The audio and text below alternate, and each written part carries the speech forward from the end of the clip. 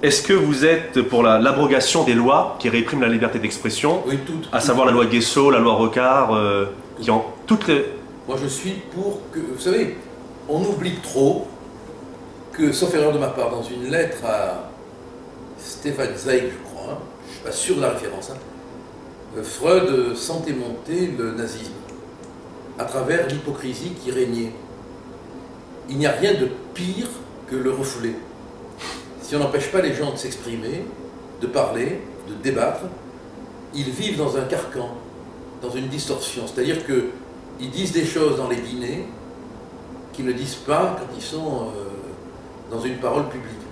Et à partir de là, il y a une espèce de vie souterraine des mots, des idées, qui risque un jour d'avoir la conséquence d'une déflagration.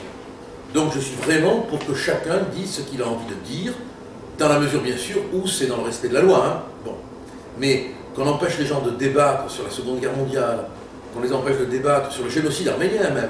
Je veux dire que les Turcs ont le droit de dire qu'il n'y a pas eu de génocide, même s'il y a eu un génocide. On ne peut pas les empêcher de penser, même à tort, ce qu'ils pensent. Je ne conçois pas une démocratie qui impose une interprétation de l'histoire.